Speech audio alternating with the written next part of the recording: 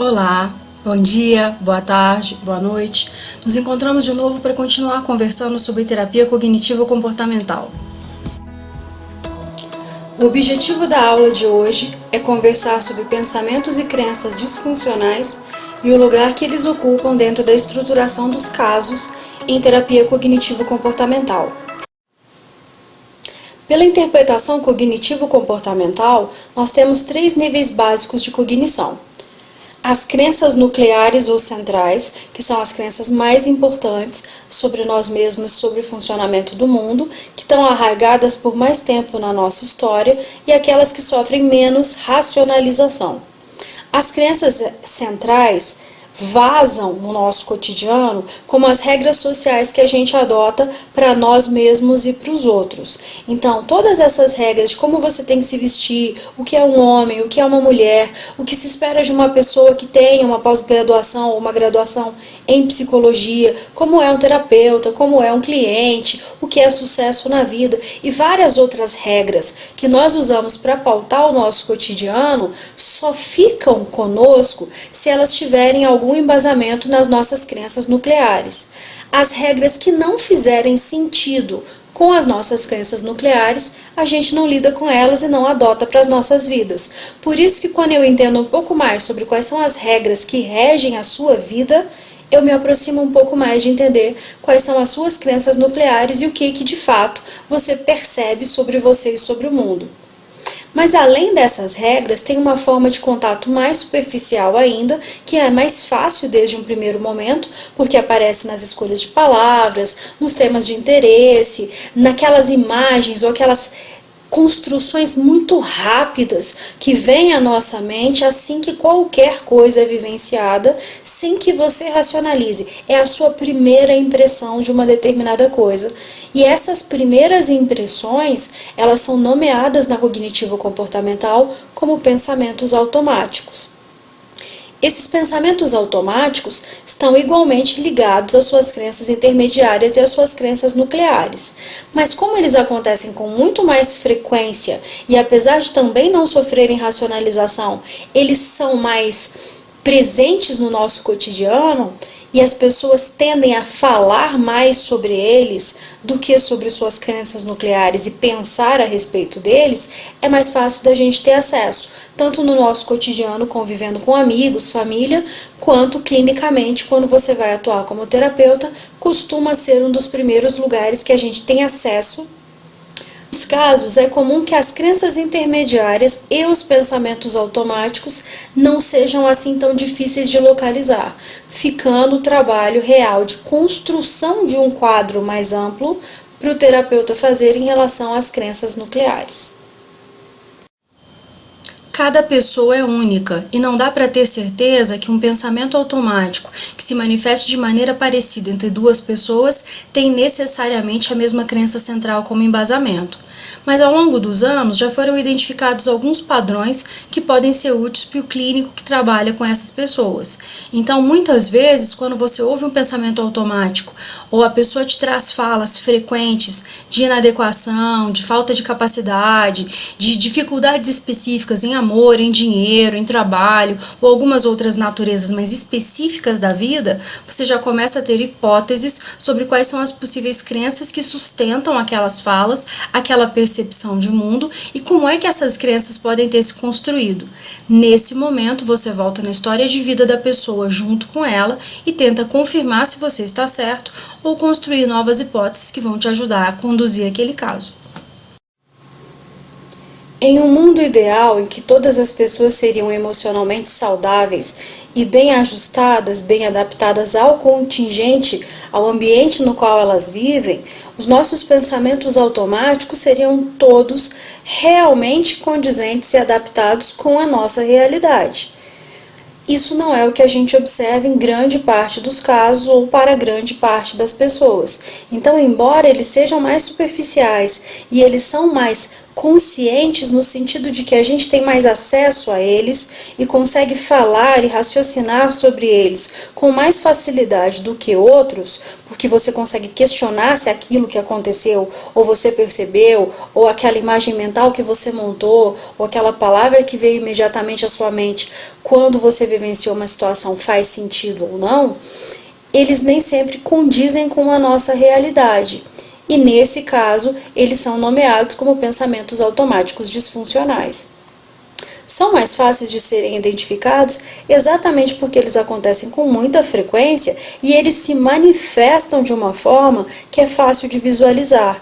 É fácil de visualizar porque normalmente pensamentos automáticos vêm associados com alguma emoção mais forte, positiva ou negativa.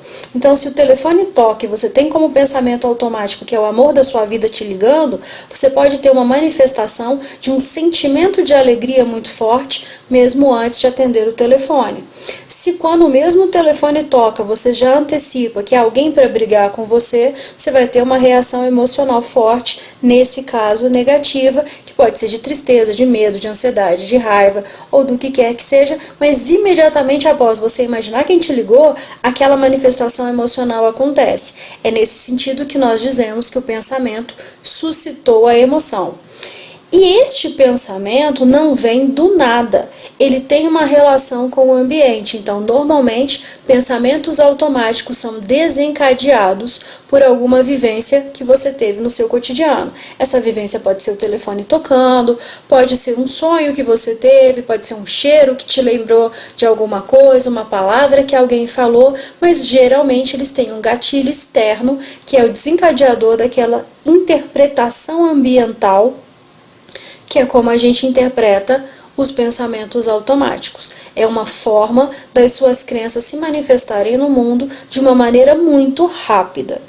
Se ele for um pensamento adaptado, então ele é funcional, ele te ajuda a ler o ambiente, ele te ajuda a ler o mundo e a decidir como é que você se posiciona, tanto emocionalmente como comportamentalmente em relação aos eventos da sua vida. Se eles forem disfuncionais, eles vão te atrapalhar nessa percepção ambiental, enviesar o jeito que você dá conta de enxergar as situações e geralmente eles vão suscitar emoções negativas fortes. Funcionando como uma matriz dos pensamentos automáticos, as crenças intermediárias são regras, pressupostos ou condicionamentos do tipo se acontecer isso, então acontecerá aquilo, que nós construímos para nós mesmos e para os outros ao longo da nossa história de vida. Essas regras intermediárias, essas crenças, têm a função de ajudar com que a gente interprete o mundo e consiga conviver com as nossas ideias e com os nossos entendimentos sobre o que são as coisas e como é que elas acontecem. Se elas vierem bem ajustadas ao nosso cotidiano, mais uma vez, elas vão ser adaptativas e vão ser funcionais. Elas vão nos ajudar a ler o mundo com uma maior velocidade. Então, elas são um processo de tomada de decisão um pouco automatizado que todo mundo faz. Todos nós criamos um padrão de regras, do jeito como a teoria cognitivo comportamental interpreta o funcionamento do ser humano. Todos nós criamos padrões de regras para que nos ajudem a automatizar nossa forma de lidar com o mundo e poder tomar decisões de maneira mais rápida. Agora, se esses padrões que nós construímos forem muito rígidos, muito impeditivos, se eles forem pouco contextualizados em relação ao nosso real ambiente, essas regras vão ser muito absolutas, muito limitantes, vão ser negativas, não adaptativas e, mais uma vez, vão ser conhecidos como crenças intermediárias disfuncionais.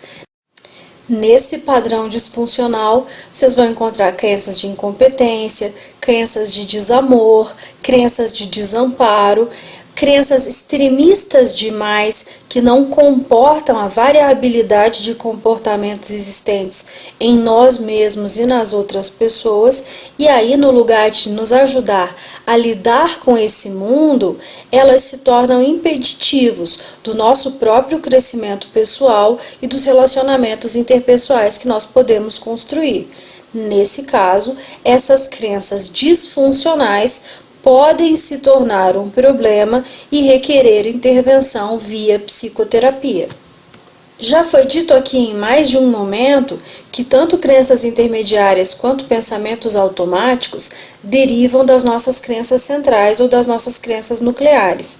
Essas crenças são interpretadas dentro da TCC como inconscientes, mas não no sentido de inconsciente dado à psicanálise, que seria uma instância da estruturação psíquica. Inconsciente aqui é no sentido de não racionalizado, de difícil acesso.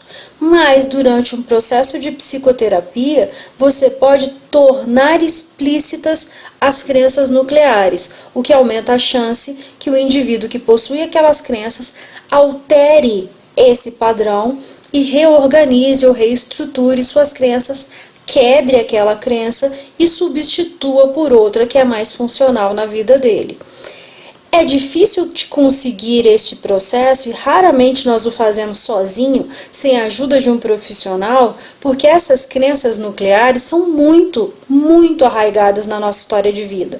Você começa a construir crenças centrais quando você é muito pequeno, com o apoio dos seus pais, com o apoio das pessoas com quem você convive, segundo as coisas que vão sendo ditas a você e as experiências que você vivencia, segundo também a preparação com a qual você nasceu para lidar com situações problemáticas e várias outras influências, especialmente da infância, que vão te ajudando a ler como é que o mundo de fato deve ser, ou para você, isso fica melhor dito dessa forma, como é que o mundo é para você, como é que você é para você e como são as estruturas ou as relações mais básicas na sua percepção. Essas percepções que desde muito pequeno nós já vamos construindo se tornam nossas crenças nucleares. Elas tendem a ser rígidas, inflexíveis e definir de uma forma quase que absoluta quais são as possibilidades de entendimento de realidade que nós temos.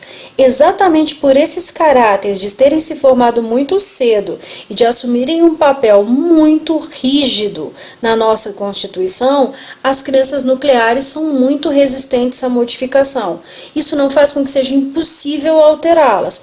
É possível, só não é uma coisa tão simples de se fazer quanto é simples quebrar um padrão de pensamento automático. Por isso que normalmente você depende do engajamento da pessoa no processo de psicoterapia e depende do auxílio de um profissional para pegar os seus gatilhos, te mostrar, não te deixar fugir, te ajudar nesse processo de reestruturação para que você consiga abandonar uma crença disfuncional em favor de uma crença mais funcional. Que isso fique muito claro, não dá para viver dentro da forma como a teoria cognitivo-comportamental interpreta o funcionamento do ser humano, não dá para viver sem crença nuclear. O que dá para se fazer é a substituição de uma crença nuclear muito disfuncional por uma crença nuclear mais funcional.